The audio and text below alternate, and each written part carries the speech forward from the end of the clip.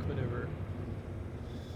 So we're gonna go nice and wide, and we're gonna have higher altitude, because I'm pretty sure he's gonna try to blast past me here. And at a 1.5K, I'm gonna pull my nose over, advanced nose, boost through, and then I'm gonna dive in behind him. Oh no, he's stationary. Keep on getting close to him. Keep getting close to him.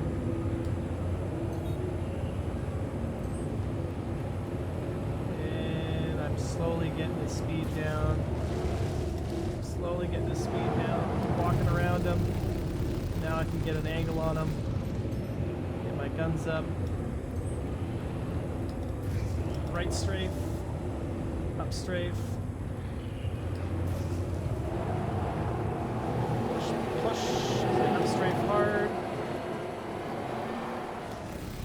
There we go. Gain positional advantage.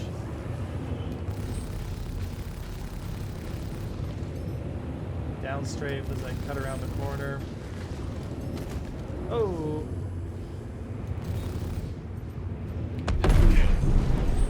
There it is.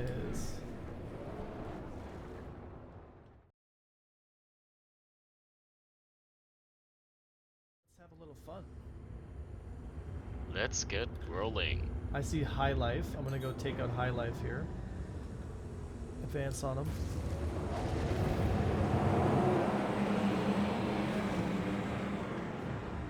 Is he coming back towards me? He is.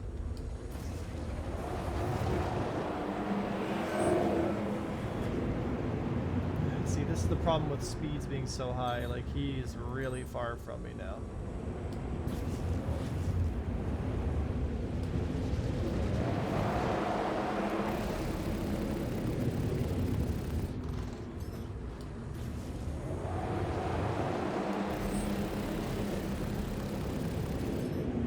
Like, he's already. I got a pre-nose, like, already. Shields under fire.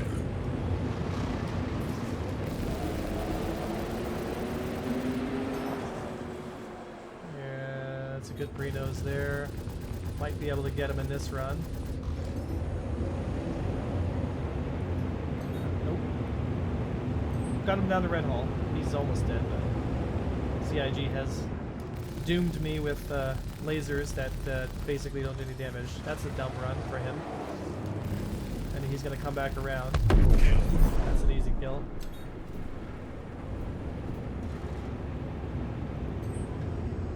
Sandwiched back in a Hornet. Here we go. So kind of work my way in This on him. jousting is annoying. So get in close on him. Shield down. Get better position. Get my shields back up while I'm doing it. Keep working on the angle. There's the Hornet down. And then we got a guy here in an arrow. MC Jiggles. I'm fighting him. Not for long. Oh, wait. Robot's coming in. Oh, shit. Come here, robot.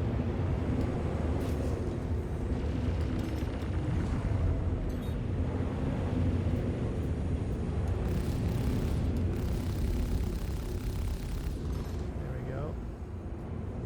Oh, a little desync there. Rotate the other way. Avoid any fire. S-turn.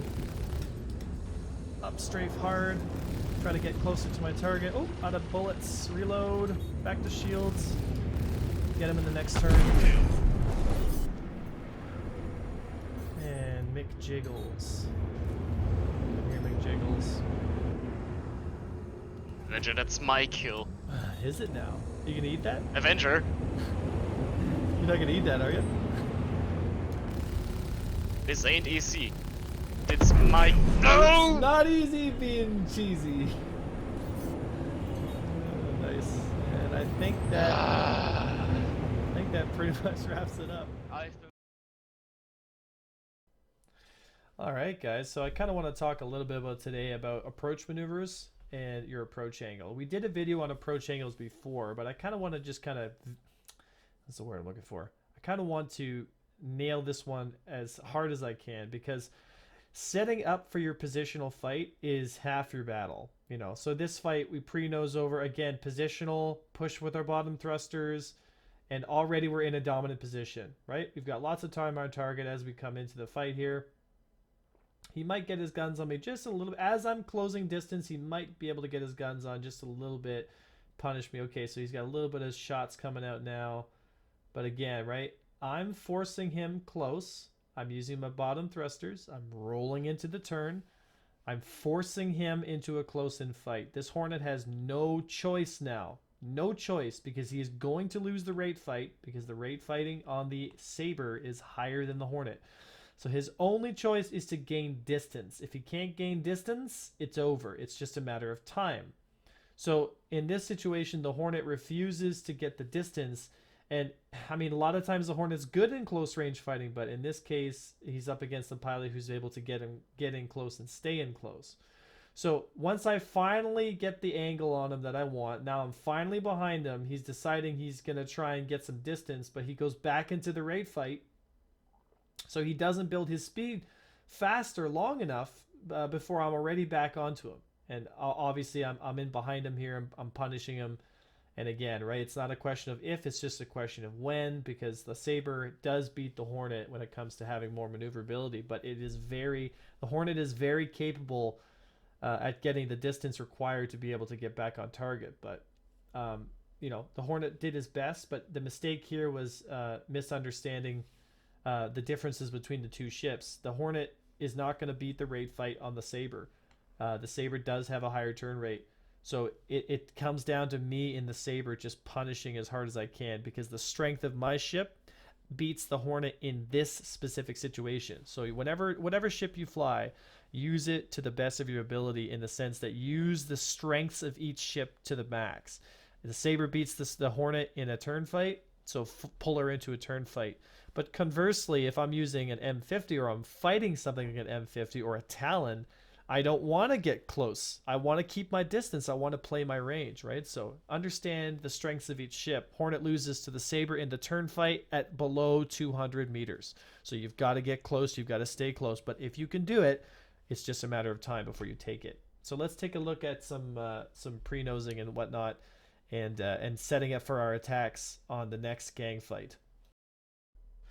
So this was a pretty typical, I guess you could say, persistent universe engagement, where we had a lot of guys skating around at really high speeds looking for shots of opportunity, and not a lot of throttle discipline happening on anybody's part here, and that's what gave me the advantage here. Like, for this Avenger, again, right, skating around at really high speeds stops you from getting killed, but as soon as you get somebody who's able to do what I'm doing here, where you got someone who's actually able to position themselves against you properly, it's just a matter of time before somebody gets the shot like this and is able to punish you. Unfortunately for a lot of these other pilots, because they're fighting at such high speeds, they're not going to hit me. And so what I'm going to do here is I'm going to pick one target at a time, and I'm just going to kind of snap one target at a time. So here's the interception. Not a bad interception. Get some damage on him as much as I can. But, you know, it's just, I wish I had $1 in the bank for every time I saw somebody in the persistent universe, you know, just blitzing around at ludicrous speed, you know, thinking that they're going to be able to get away from somebody. And again, right, look at all these shots coming from that Aegis Avenger from over 1,000 meters away. You know, so we've talked on the channel before. It's like, don't be pulling that trigger. Don't be pulling that trigger until you're sub 800 meters. It's just not worth the time.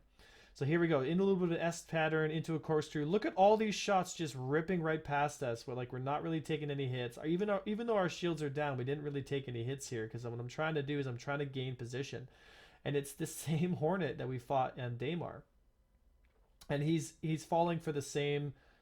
he's falling for the same old trick here, right? I'm sub 200 meters on him. I'm punishing him as I get in close, right? So in that situation, the Hornet's best choice, his best choice to save himself in that situation, was to not actually end up trying to stay in that close-in fight. it was to use his main thruster and pull right on through, right? So we pick up another target as he's coming in here. We take a look at it like, oh, we got ourselves a Talon. So Talon beats the Saber in a close-in dogfight, right? So right now I like my angle. You know, I like where my position is. I've got some shots coming in, but again, I look at the distance here and I'm not trying to get within sub 200 meters. I'm very comfortable sitting at 300-400 meters. I don't need to get closer, right? Because I've got more guns than him. I've got more shields. I've got a thin profile. So I'm very comfortable setting at the distance that I'm at. I'm not pushing in close because I want to keep my turn rate on the target. I don't want to get sub 200 meters because I'm not going to win that fight. The Talon will beat the Saber if I get within 200 meters. So in this situation, I kept my range, kept my discipline, kept my trigger discipline, and kept my management on power, and I was able to kill that Talon. Moving on to the fourth and final target. At this point, he's too preoccupied with my teammate or my wingman. I get a good chance to get a shot on target, and that's it. And I remember, I'm not pulling my trigger until I'm sub 800 meters. I didn't want to waste any shots. I wanted to make sure that every shot that I fired counted because I want to get as much damage on target. And that pretty much wraps it up for this fight, guys. This was a cool video to make. It was a good opportunity to keep fighting. And I'll be honest, the Saber, even though the Saber I find is not in a great spot, the Saber's not performing terrible. To be honest, at this point, I feel like the Saber is slightly performing better than even the Hornet, which breaks my heart because I really want the Hornet to be in a good place, but it just simply isn't. So in 314, 315, the Saber is a viable combat choice. However, with the limited turn rate and not really that great maneuverability, you are definitely going to be losing fights to experienced Gladius, Arrow, Talon, and ships of the like.